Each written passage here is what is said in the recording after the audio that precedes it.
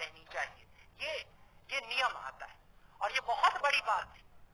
आज जिसकी हम बात करते हैं, शादी ब्याह में कोर्ट जैसे बातें करता है कि नहीं भाई औरत को उसका हिस्सेदारी दे दो, ये कर दो, वो कर। ये 1450 साल पहले सोचा जा रहा है। उस जगह जहां पे बेटी को पैदा होते ही जमीन में दफन कर दिया जा रहा है, जहां दामाद बनाना वो एक तरह से गाली की तरह हो जाता था। ये हालत जहां पर थी, जहां तमाम खूबसूरत लड़कियां लौंडियों की तरह रख ली जाती थी, उठा ली जाती थी एक जगह, और वहां पर ये नियम आता है।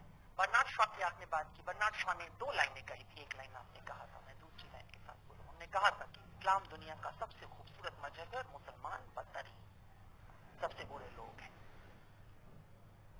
ये सुनने में कितना भी खराब लगे, लेकिन ये मजबूरी होती है।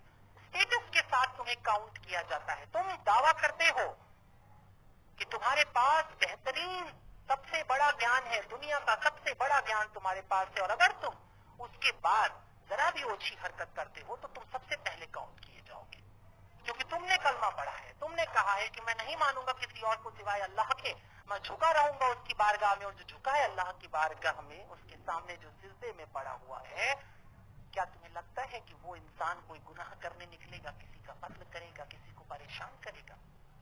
ऐसा नहीं हो सकता। मगर तेरा दिल तो है सनम आशना, तुझे क्या मिलेगा नमाज में? भाई इस वीडियो को भगाना नहीं, बहुत मुश्किल से ऐसी वीडियो मिलती है, इसको पूरा देखना और शेयर कर देना। याद रखिए, आप मुसलमानों की भीड़ में शामिल हो या ना हो, लेकिन अगर आपका अकीदा यहाँ है तो जन्नत आपको भी मिलेगी। वैसे तो कोई नहीं जानता है, मौलाना साहब भी नहीं बता सकते जन्नत किसे किसे मिलेगी। वो चाहे वही करेगा, वो जो रोजे महशर होगा।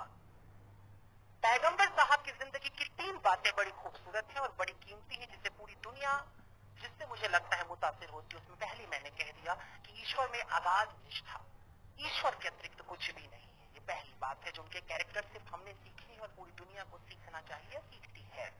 मैं कई बार कहता हूं कि भारत में जिस देवता की हम अब पूजा करते हैं, दरअसल वो इस्लामिक गॉड है।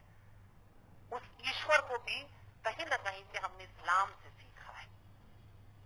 वो गॉड वैदिक नहीं है, अभी कुछ अलग है। हम मूर्तियां बना के रखते हैं, बात अलग है, लेकिन वो मूर्तियां कुछ ऐसे थे। हजी कहता है यहाँ तो हर घर में एक काबा होता है। हम उसी तरह से अब दुनिया को देख रहे हैं। हमारे पास एक ईश्वर है जो सजा भी देगा और हमें जजा भी देगा। सजा भी देगा। उससे फैज